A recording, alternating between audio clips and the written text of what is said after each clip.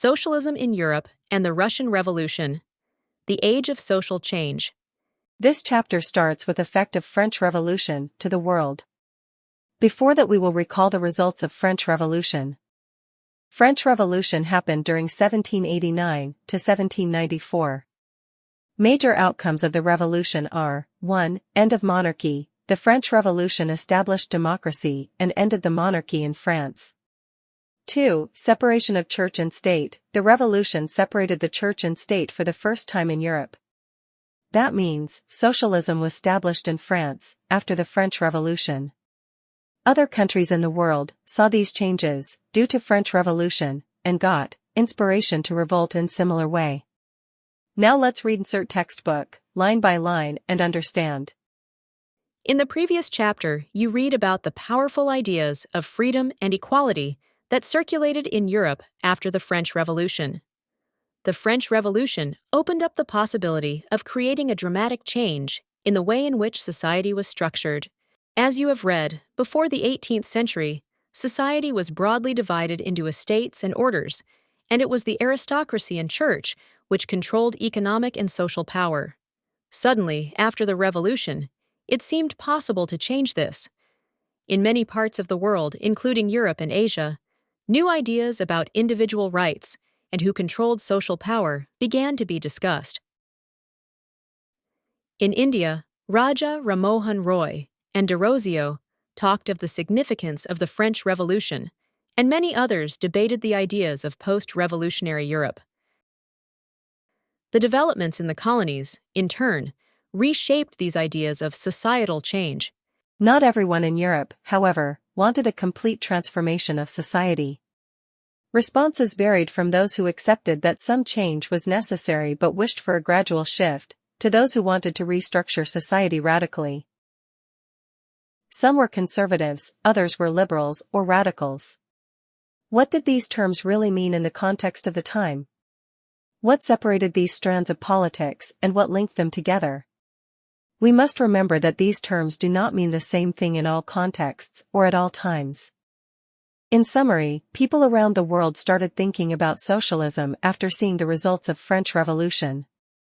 Some people felt the changes are required very fast and others thought slow changes would be better.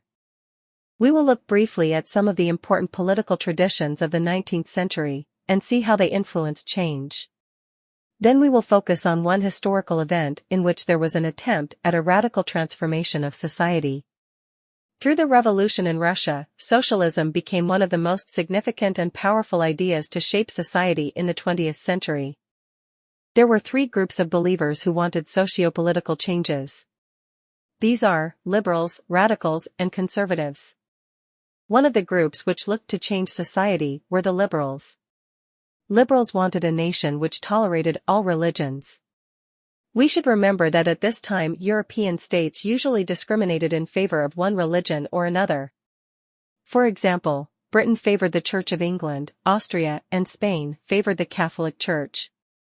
Liberals also opposed the uncontrolled power of dynastic rulers.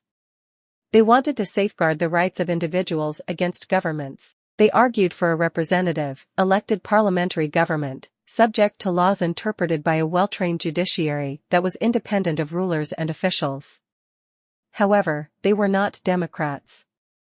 They did not believe in universal adult franchise, that is, the right of every citizen to vote. They felt men of property mainly should have the vote. They also did not want the vote for women. In contrast, radicals wanted a nation in which government was based on the majority of a country's population. Many supported women's suffragette movements. Unlike liberals, they opposed the privileges of great landowners and wealthy factory owners. They were not against the existence of private property but disliked concentration of property in the hands of a few. Conservatives were opposed to radicals and liberals. After the French Revolution, however, even conservatives had opened their minds to the need for change. Earlier, in the 18th century, conservatives had been generally opposed to the idea of change. By the 19th century, they accepted that some change was inevitable but believed that the past had to be respected and change had to be brought about through a slow process. Just now, we have learnt about differences of three groups in their approach to make socio-political changes. Such differing ideas about societal change clashed during the social and political turmoil that followed the French Revolution. The various attempts at revolution and national transformation in the 19th century helped define both the limits and potential of these political tendencies.